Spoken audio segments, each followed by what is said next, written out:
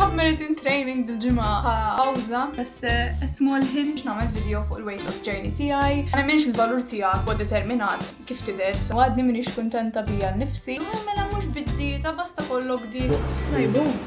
Best ice cream in town. Ħaniftħu lil-BC ta' ASOS. The Wispy. Di għadha d-dejja. Iktar roza. Hello. Come back għal-video ieħor.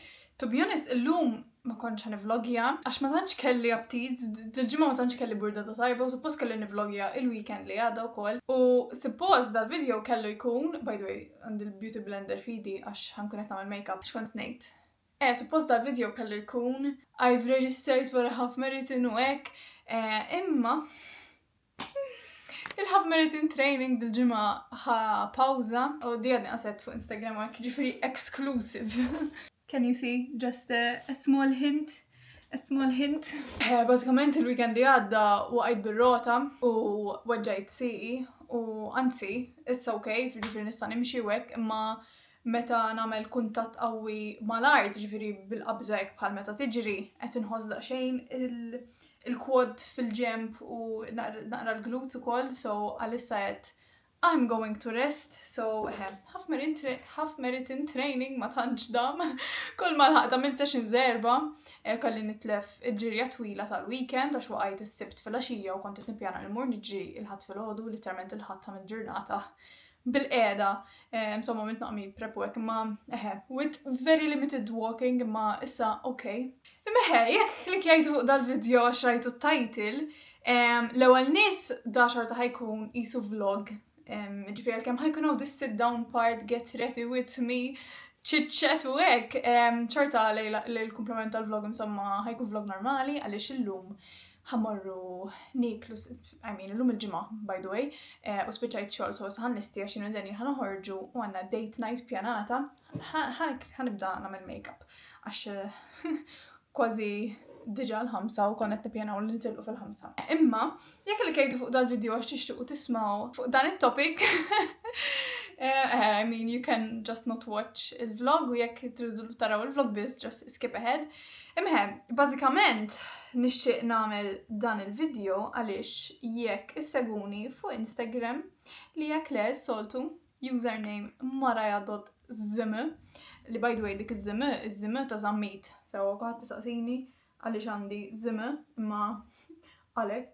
Insomma, jekk seguni hemm forsi rajtu l-stories tiegħi ta' naħseb issa jumejn ilu u ma nafx kemm issegwu nies differenti fuq Instagram intom ukoll, imma dil-ġimgħa jekk issegwu lil Bulletproof li by the way di I'm not calling out anyone by the way mhux nipprova nibda xi social media wars jew hekk. Imma purely just write dik il-post u biex tkunu tafu l-kuntest ta' di-diskussjoni insomma. U bażikament Bulletproof bħalissa qed jaħdmu ma' tfajl għandha 18 sena jisha Marija. U qed jagħmlu ma nafx l-estewiex insomma, qed jagħmlu weight loss transformation ma' dit-tifla u tevaw reel fej kellha xi weekly check-in dirija u żdiedet fil-peace fuq il-miżien. Bażikament talli żdiedet fil-peace fuq il-miżien they punished her, literalment il-kalma li jużaw huma, okay? So they punished her with an extra 15 minutes of cardio. Ovvjament jiena meta rajta I was a bit triggered. U għala qatħalli u meċċej għax kien hemm biżejjed kummenti fil-comments ta' nies tipo calling them out like she's sick. If you're working with a client, how is she supposed to trust you? Jekk ħadik diblek next time, insomma tal-li you punish her u ħafna affarijiet insomma. Imma mbagħad tefgħu video ieħor wara li I was hoping they would try to redeem themselves u jagħmlu apology hekk, imma it was not it at all. Anzi, bdew jippruvaw jiġġustifikaw ruhom u jgħidu li if you wanted hard enough, if you wanted bad enough, you'll work for it, tagħmel sagrifiċċji. U ma nafx it was very toxic fl-opinjoni tiegħi. Jekk tixtiequ tkunu tafu eżatt x'intqalu hekk ġest tmorru fuq il-profile tagħhom waraw. Insomma, it triggered me għax bħalissa għaddejja minn xi ħaġa minn xi ħaġa kiena. U ħafna batuli minn bdejt YouTube channel jekk ġieli anke ħallu l-kummenti biex nagħmel video fuq il-weight loss journey tiegħi u x'għamilt biex inqastu hekk għax again if you're new here jew bdejtu seguni issa ta' bdejt YouTube channel ma tafunix minn qabel is-sena l-oħra, jiena bażikament f'ħajti in these past 5 years inqast 15 kilos b'kollox, għamilt 5 kilos xi ftit snin ilu I managed to maintain them, imma sena l-oħra rġajt inqast an additional 10. U ħadd tistaqsini tu please għamil video ta' kif irnexxielek u hekk u qatt m'għamiltu. Ħanibda nimla l-eyebrows. U qatt m'għamiltu dal-video għax bażikament kif qed ukoll anke fl-stories meta kont qed nikkummenta dwar is-sitwazzjoni ta' Bulletproof inħoss li kull min għandu platform fuq social media għandu tipo ċertu responsabilità u joqgħod attent ħafna x'jgħid u x'jitfa' fuq social media għax ħafna nies jistgħu jkunu very impressionable u jekk tgħid xi ħaġa ħażina li might trigger ċertu feelings f'xi ħadd insomma rajt toqgħod attent ħafna x'tgħid u qatt ma ħassejt li huwa l-post tiegħi li nagħti weight loss tips u hekk, speċjalment għax ukoll jiena I'm not a registered dietitian, I'm not a PT, jiġifieri l-affarijiet li għamilt jiena just ħadmu għalija u daqshekk ma jfissirx li ħadmu għalik u I don't want to impose certain standards on anyone anqas għax jiena I'm very pro the body positivity movement u ma nemminx il-valur tiegħek huwa determinat minn kif tidher sewwa u jien ukoll jisni ma rridx nitfa' video hekk għax ma rridx li n-nies ikunu jafuni bħala dik li naqset 15 kilos. Ta' fint jiena again il-valur tiegħi huwa ħafna iktar minn hekk u nħoss li għandi ħafna iktar x'nikkontribwixxi lis-soċjetà milli ġast hekk. Ħejsni għalhekk qatt ma tfajt video hekk. U wkoll raġuni oħra li għax għadni jisni għaddejja minnha, mhux għax għadni għaddejja minn weight loss, imma għadni qed nipprova insewwi biex nuża l-kelma eżatta r-relazzjoni tiegħi mal-ikel. Kif ġieli jgħid fuq vlogs oħrajn, probably indunajtu ċertu kummenti fuq l-eating habits tiegħi triggerjawni naqra, għaliex bħalissa speċjalment mhux is-sena l-oħra ta' aktar hekk recently this year. Ir-relazzjoni mal-ikel tiegħi mhijiex okay.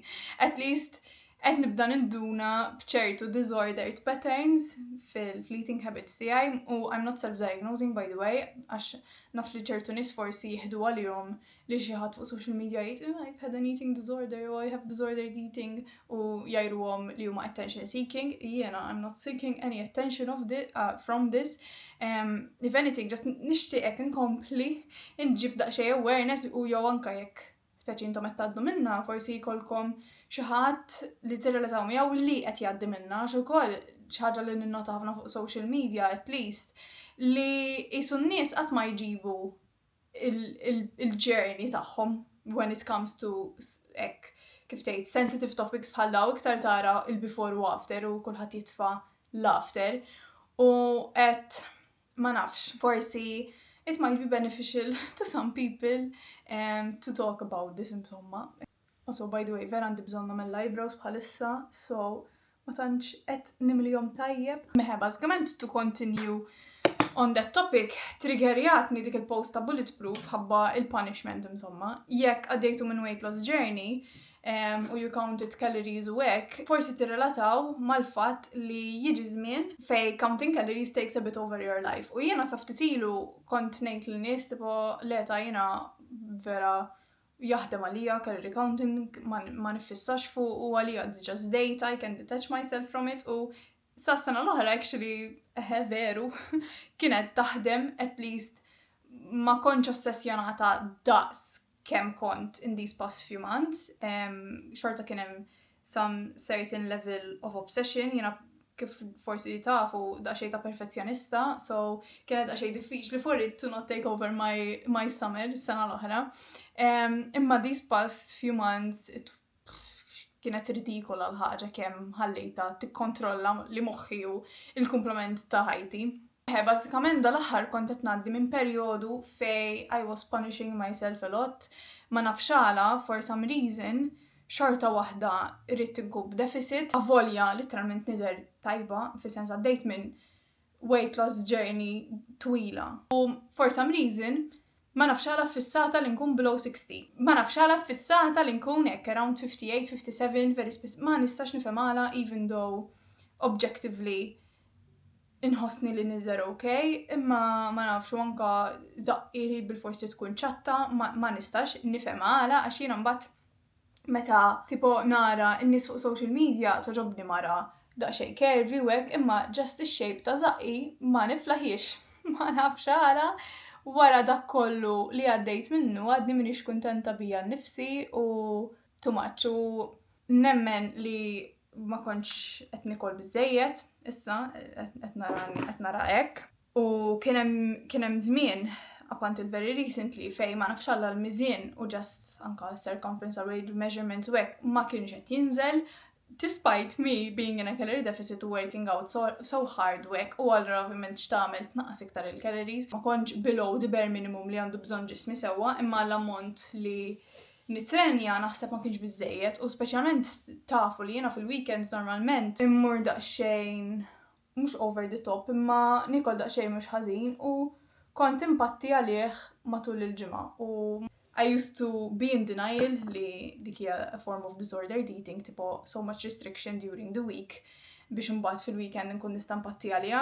Fost il-ġimgħa kont inkun gravi, kollu naħseb fuq l-ikel, kollu rrit il-ħelu u ma kux nista' mbagħad jiġi f'daqqa waħda Thursday u taqbiż li nagħmel 3 ijiem mingħajr ħelu u nispiċċa niekol xeba imbarazz fil-għaxija għax nkun għamil ġurnata x-xogħol ma nieħu xejn mbagħad bil-oħda nirvilla u jiena kont ngħid hija it's okay l-aqwa li fil-kumplament tal-ġimgħa l-ammont ta' kaloriji li għandi bżonn imsomma ma jaqbżux ċertu ammont u ħafna minn da l-affarijiet. U again, kont super in denial u kont ngħid kulħadd ma jiena niekol ħafna ma tarawx kemm niekol fil-videos u hekk li iva vera fil-weekend niekol ma fost il-ġimgħa. Ma kontx, infatti last week kienet very very evident.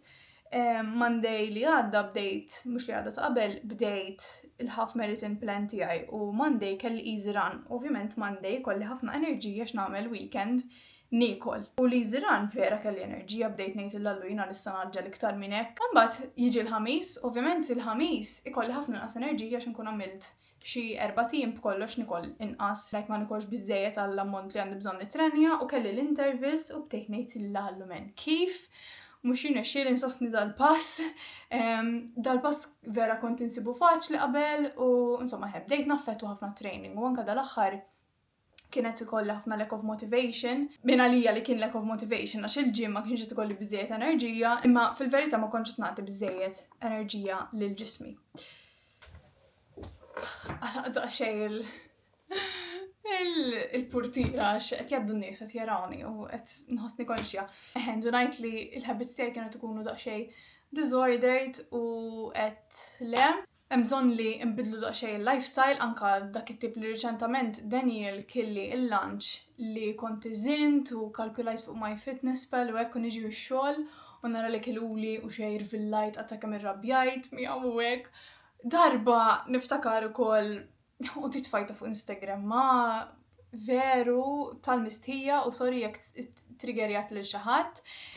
Imma issa reċentament f'xi Marzu morna nieħdu ġelat jien u Daniel u jiena żidt flavor vera ħażin u kont noħlob dal-ġelatu hekk dak it-tip li għamilt ġurnata noqgħod attenta x'niekol hekk biex imbagħad filgħaxija mmur nieħu dal-ġelat. U il-ġelat kien ħażin pesti u vera waqgħet ħażin qed mhux ħanieħdu ħanarmih għax ħannaħli l-kaloriji fuq xi ħaġa li ma toġobniex u hekk u Daniel tfaqli li tarmih x'tarmih xejn ma rridu marx niklu. U miskien biddilli l-ġelat u ħal ħażinu biex jiena nieħu tal-pistaċċa li kien tajjeb. Ħaġa vera stupida vera stupida u I'm pretty sure li hemm sitwazzjonijiet fej nies għaddew ħafna qar minn dal li qed insemmi jiena u għalhekk jisni ma nistax ma rridx impinġi li jien għandi xi eating disorder jew hekk, just il-habits tiegħi dal-aħħar ma kinux qed ikunu healthy. U wieħed u bjonist ir-relazzjoni is-sena l-oħra speċjalment ukoll waqt li kont qed nipprova nanqos u anke riċentament kienet qed tbagħti ħabba fija għaliex kont qed inkun irritable ħafna lek vera taqbiż li malajra xejn kollu naħseb fuq l-ikel kollu bil-ġuħ, inqum f'nofs tal-lejl b'żaqqiet tuġani għax literalment għandi l-ġuħ. U mbagħad ovvjament fil-weekend nagħmel completely opposite u nikol ħafna xi kultant I used to binge ukoll. Mbagħad ovvjament I stuff my face u norqod bżaqqi minn fuqha. Fis-sodda qabel ma norqod ngħid li nifsi ma kemm inti ħanżira li x'komplejt tiekol u hekk.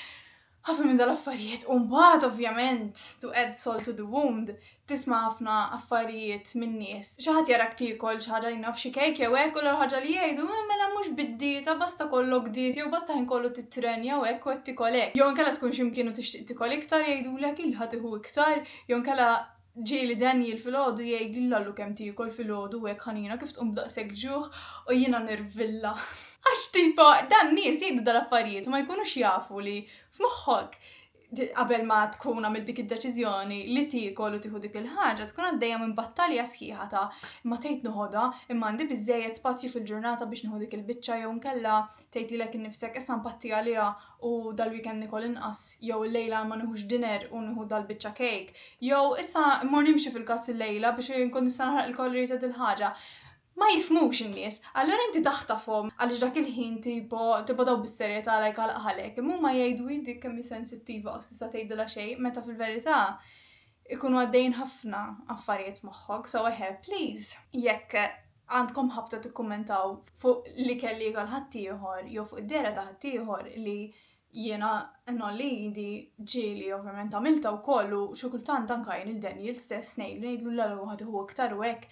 U ma nkunx qed nirrealizza li qed nipproġetta u li fil-verità dawn nkun qed ngħira għalih għax ikun jista' jiekol iktar minni mentri jiena I have the free will to eat more if I want, just hekk I restrict myself biex nikkontrolla il-calorie intake ħabba id-dera biex nkun irqieqa.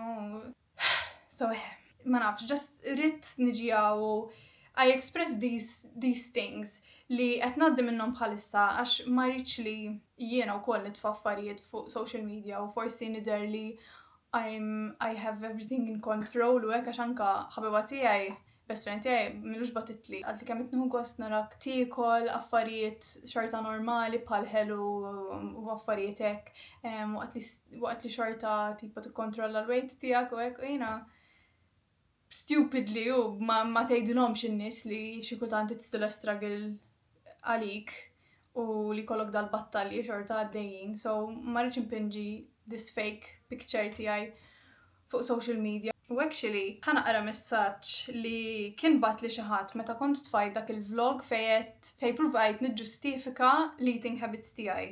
Sama, dil-persuna qalt li hekk u I'm hoping li din ukoll it resonates with some of you għax jiena meta irċivejt dan messaġġ vera kelli bżonn nisimgħu minn xi ħadd, speċjalment hekk minn xi ħadd li jisek ma tafx. Kienet bagħtiet li qalt li I have watched all your vlogs so far and I love them, but I have one thing to tell you. Please don't ever feel the need to justify why you're eating. You don't need to punish yourself with working out and being on a deficit just because you eat certain foods which are less healthy than the norm. You work out and eat healthy as much as possible because you love your body and your health, not to punish it. U meta kont irċivejt dan messaġġ, ġenwinament hekk ħarġi li dmuħ għax kont fi żmien fej l-allumen għajjewni nies jgħiduli kif għandi niekol jew għaliex qed niekol ċertu ikel u hekk u ek ma nafx, forsi dal-video jenkom ukoll. U nejs naħseb issa, kemm sar ħin u jiena suppost ħammur niġbor package u jalaq fis-sitta. Madu. Anyways, ħanilbsu daqsxejn jewelry, għasab x'ħanilbes. Għax by the way, date night ħammuru nieħdu pizza u vera excited illi ma nieħu pizza waħdi hekk żmien. Milux insomma momma u missieri morna asnaf nilbis daw imorru. Nafx inni ma nilbes msielet twal. Ma nafx marrux. Li ma nġabt id-dangling. Għanilbes daw. U għandi aptit pizza margherita bil-ħabaq fuq. Għandi aptit ek xaħġa sempliċi u tajba. U msamma wara ħammur naraw il-film il-ġdid tal-F1 li again fil-video li għadda għet li jena vera ma nifimx fl-F1 u ma tantx interessani xi daqshekk imma jidher tajjeb, so ħammur naraw. By the way ukoll ikkanċellajna subscription tas-sinema għax għajjejna mmorru naraw film kull weekend to be honest u kien hemm żmien fej literalment morna naraw film wieħed f'xahar, so asħaq konna tinħallsu is-subscription, so deċidejna li waqfuha xorta tista' terġa' tagħmilha jekk trid il-qudiem. So issa għedna li it's fine nieħdu break u nwaqfuha u jekk jerġa' jkun hemm żmien fejn jkun hemm ħafna films tajbin nerġgħu nagħmluha. Għandi bżonn ta' silma għax inxift. By the way, din hija l-libsa li urejtkom fil-video li għadda. Vera ħelwa, vera ġbitni, għandha l-kulur tagħha veru sabiħ. U I mean, suppost li straps tal-bra jitattew. Eżatt, maċċinek, maħe, veru ġbitni. Ma anyways, long story short, jekk għaddejn minn xi ħaġa hekk, jew qed tissuspettaw li għaddejn minn xi ħaġa hekk, probably it's highly likely li your eating habits jaf ikunu daqsxejn disordered. Please take them seriously. Jiena, in general, I am a bit self-aware. Ma ġizdom daqsxejn ma naċċetta li kif kont qed nikol, it was becoming a problem. U li it was affecting my life that much. Anka il-ħin kollu naħseb fuq li kellu hekk u jiena minn għalija li għandi xi insulin resistance li qed iġġen li ħin kollu naħseb fuq li kellu hekk, mentri fil-verità what I needed to do was eat more. It's normal li tgħaddu minn tal-affarijiet u mhux ngħid li you shouldn't try to lose weight jew li you shouldn't count calories kif qed jiena fil-bidu ħadmet għalija. Take care of yourselves, keep yourself in check. U kif qed fl-stories, surround yourself with people that are supportive in your journeys, imma fl-istess ħin li jgħinukom tarfu when it's becoming a bit too much. Tħallux social media tikkontrollalkom ħajjitkom menax. Ħafna mid-drabi dal-affarijiet inħossuna li għandna nidru ċertu mod ħabba il-pressure kollha li titfuqna social media. M'hemm xejn ħażin li tippruvaw ittejbu dera tagħkom, imma ovvjament make sure li it doesn't take over your life. Issa, ħammur nieħu pizza jiena. So, narakom. Meta nkun qed nikol il-pizza. Mela kważi wasalna tal-pizza. Għax by the way, fejn ħammorru kont illi narah minn meta tipo ngħaddu iċ-ċentru, imma qatt ma provajtu. Issa riċentament kombinazzjoni fuq Instagram talat li qed tiegħu u vera tisir tajba l-pizza. Tidher authentic Italian, so sa naraw. By the way, mort niġbor il-package. Basikament għandi tieċ in 3 weeks Malta u għadni ma xajċ libsa u sissa xtrajt naħseb 4 l-bisi u kollha ma ġbunix u ritornajthom għax jew is-size ma kienx tajjeb jew il-fit ma kienx tajba u issa ordnajt 4 oħra u hopefully waħda minnhom tiġini sew torobni hemm waħda vera l-qalbi vera sabiħa please minn fuq il-ritratti u hekk so issada fil-għodu għax illum mhux ħajrna xieli niftuhom f'daqqa u nagħmlilkom try and haul u jgħinuni nażel waħda.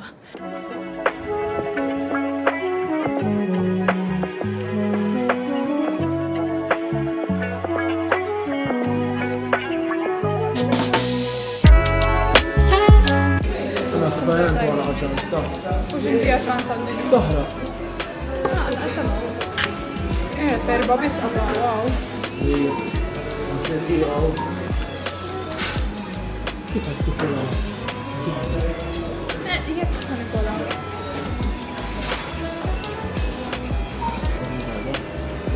Għatma doq. Tajbu. Ma konx għaf li vera jmorru. Għanju. Tajbu, għan ħalaġina. Mela, ċinu l-verdetti għakajja? Tajjeb ħafna. Tajba ħafna u nar l-erba ħanerġaw niġu għax apparently ma nafx smajtu ma tfawa. Għax apparently kollhom second pizza 50% off u jiena rajt il-menu u għandi bucket lista kollox li rrid indoq. Illum ħadd il-margherita għax jisni nħoss li biex tiġġudika pizza jekk hux tajba l-ewwel idduq l-iktar sempliċi insomma so ħadd il-margherita ma issa hemm xi tliet oħra li vera nixtieq induqhom. U also on the way għal hemmhekk waqfuni 3 irġiel biex jabbuni.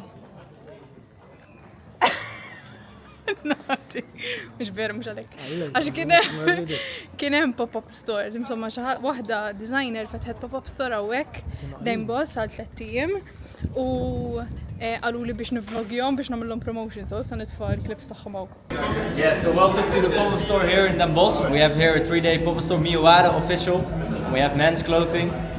As you can see here, some nice tees, some swim trunks for the men for the summer. And then we have some giveaway for the opening up. Okay. €150 gift card. Actually, the model who's on this picture is also there.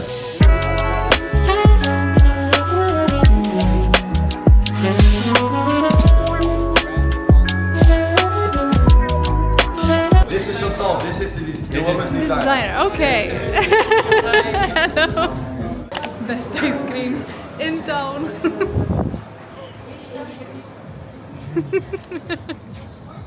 Kammu tajjeb dan. Li tjeb wieħed I swear. Meta ħadna l-aħħar ġimgħa tgħidu. Bonġu. Illum is-sibt l-għada tal-bieraħ. U kif wetkom ħaniftħu l-bisi ta' ASOS. Ħanippruvom ukoll ma nixtieq inġib ir-reaction ta' Daniel ukoll. Eżin nixtieq nirjom il-Daniel. U bħalissa qed jaħsel il-platti. Għax by the way, il-lejla mistednina tal-biba tiegħi biex għall-ikel u talbitni nagħmel l-imqaret. So dal-għodu qomt nagħmel l-imqaret mort nixtri. So stessa kemm qed joqogħdu l-aġina u l-mili qed ħaniftħu l-bisi. Kollox ġibt erba waħda, minnhom imma ġibt żewġ sizes għalhekk hawn tnej. U ġibt erba bħalissa dan between sizes u l-erba li ġibt issa kollha jew ma ġewniex sew kif qed il-bieraħ jew is-size kien kbir wisq. So ġibt ftit li huma size wieħed u oħrajn li huma size ikbar. So se naraw din l waħda dini, di sabiħa di li sa brunġila. Għandna din dal-kulur u fuq wara tiġi hekk backless, so irrid nilbes boob tape li għadi. Di vera ġbitni, però viola ħbiba tiegħi li ovvjament ħanqatta lejl magħha. Il-libsa tagħha viola wkoll u jisni ma rridx inkun bassa u nixtri libsa viola ma ġibta as an option. Di l-favorita tiegħi, di r-roża. Oh my god, kemm hi sabiħa, ħaniftaħ is-size iż-żgħira għandi feeling din għamula kbira. Għaw sabiħ dal-kulur, Oġobni. Vera, xina ma konċ nħobb il-roza, ma dal-aħħar vera tari oġobni. Għax ixraq li ju. Naħseb di tiġini, naħseb l-oħra kbira u jisħat tkun. Di jek tiġi one shoulder u għanda slit li nispera ta' di li tbenġila jek nispiċa nażel din. Għax innaħa ta' tbenġila li slit. Di vera sabiħa. Di ma naħsibx ħad ixraq li daqsek għax il-modella għanda xara bjont.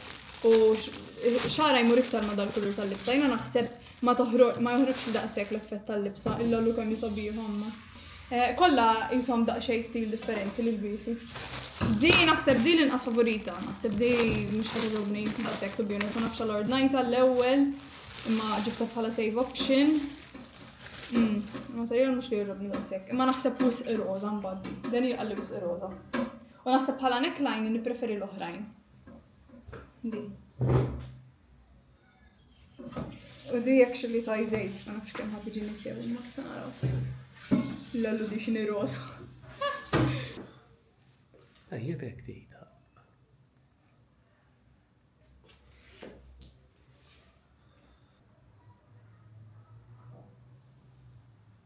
Għalet vila għala għabtem ma nafx nikkalkula. Ejja!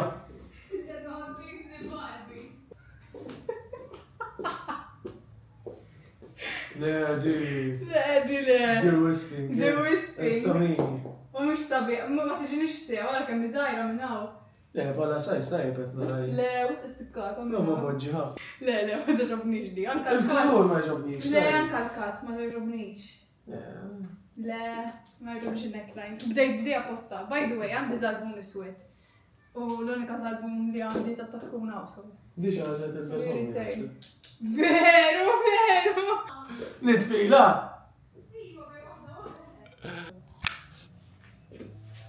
Għaddi għadda d-dejja.